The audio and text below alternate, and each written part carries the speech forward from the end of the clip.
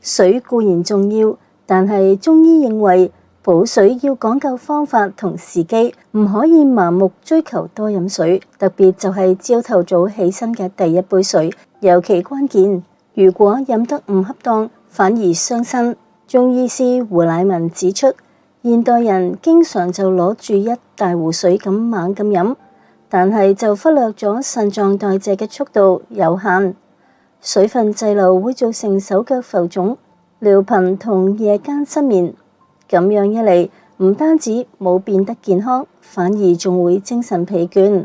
喺中醫理論之中，水分代謝唔單止係腎臟嘅工作，亦都係同脾臟功能有密切關聯。脾同胃、腸道、胰臟屬於同一能量系統，負責吸收同代謝。如果脾胃虛弱，飲太多水，反而容易造成濕氣。呢一類人常見特徵包括面部浮腫、手腳冰冷，經常飲水，但係仍然覺得口乾。咁到底一日要飲幾多水先至健康呢？胡乃文表示，呢一個係冇固定嘅標準，要根據個人嘅體質、天氣同活動量嚟調整。人體有一套天然嘅飲水警報系統。當血液嘅濃度上升嘅時候，大腦就會產生口渴嘅信號。呢一個時候飲水先至係身體真正需要嘅。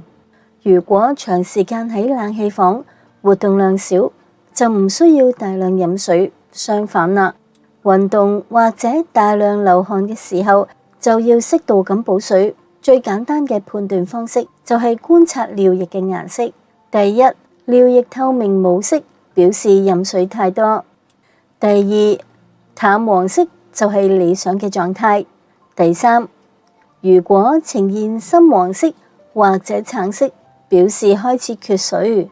第四，如果接近深橙色或者咖啡色，可能同肝臟代謝疾病相關，應該要睇醫生檢查啦。另外，飲食亦都會影響尿液嘅顏色。例如食火龍果或者維他命 B 群都會令到尿液變色，所以唔使過度驚慌。體質唔同，飲水量亦都唔同。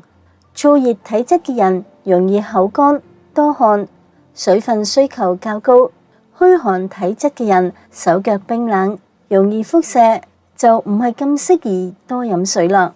過量嘅飲水會傷脾傷腎，建議以溫水慢慢飲為主，令到身體溫和咁吸收水分。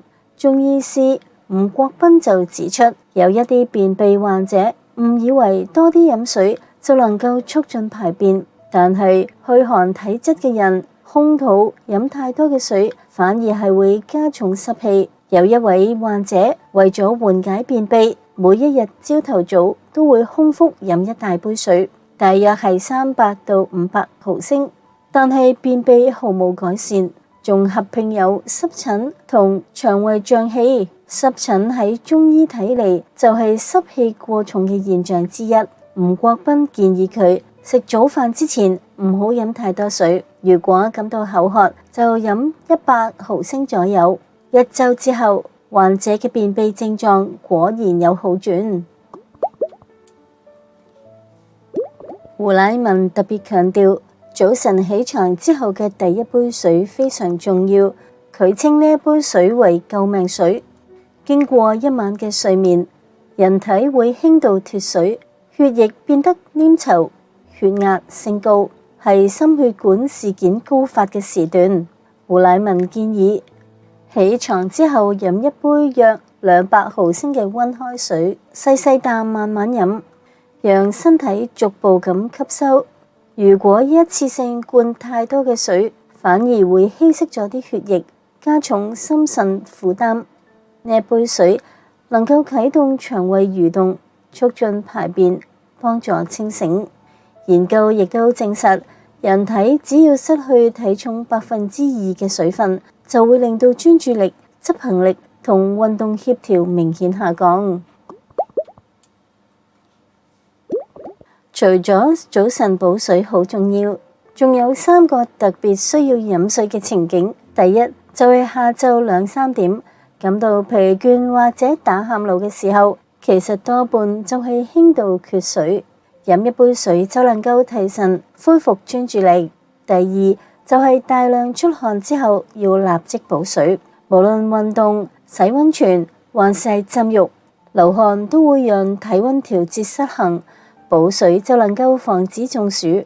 第三就係乘搭飛機嘅時候要經常補水，機艙嘅濕度只係有20%，空氣乾燥，容易令到皮膚同呼吸道脫水。想令到飲水更加健康，中醫提出咗4個原則。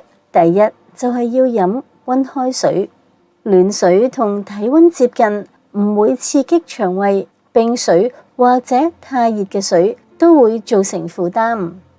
第二就係飲水之前先含一下，讓水分喺口中停留片刻，令到水溫同體溫接近，避免飲得太快或者太多。